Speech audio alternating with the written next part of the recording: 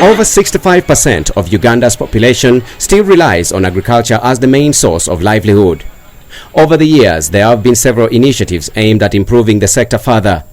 However, to date, the sector still faces a number of challenges, especially in the north and northeastern parts of the country. Our government tried to support farmers in the Kotido, but when the oxens and the ox flowers were brought there, these oxens and also ox flowers were being stolen. Government brings in a lot of inputs like citrus, mangoes, but when the weather becomes harsh, like a drought, we get 90% loss. Although many may be interested in moving from subsistence to commercial farming, in districts like Katakwi, challenges such as inadequate staffing in the agriculture sector still continues to hamper their efforts. Because now we are dealing on issues of climate change, each district should recruit an agricultural engineer who will come and support the other teams. Even with the challenges highlighted, farmers have also been advised to build proper linkages with other players in the agro-value chain. According to Tony Chibalama from the Ministry of Trade, Industry and Cooperatives, many farmers still need to interest themselves in carrying out market research before choosing enterprises to venture in.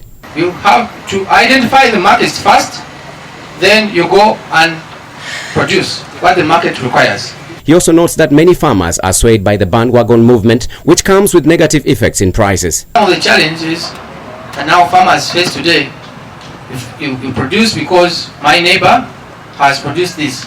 We are still gambling about what we want to go to. Normally, we flow with the wind and then we jump onto what I call the whirlwinds. You know, today you hear there is this crop, and I'll give a quick example. You know, at some point there was a talk about moringa, you know, in some places, talk about neem and so forth. And so people jump into it. You know, that's what I call the whirlwind effect. But nobody is analyzing to see what really is at the end of the tunnel. As a way of closing some of the gaps between the value chain actors in the agriculture sector, Kea Denmark Dino, a government of Uganda program with support from the European Union, organized a stakeholders engagement through which the various players in the Greek sector can share ideas. Looking at the challenges, looking at opportunities, but also getting contacts.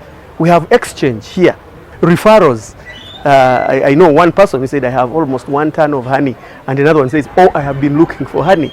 Getting to know, there's somebody say like Lamakol, you know, doing something in the same ecological zone inspires the other farmer. During the meeting, a number of farmers and the other players in the agro-value chain echoed the need for collective bargaining as the only way farmers can reap reasonable income from their produce.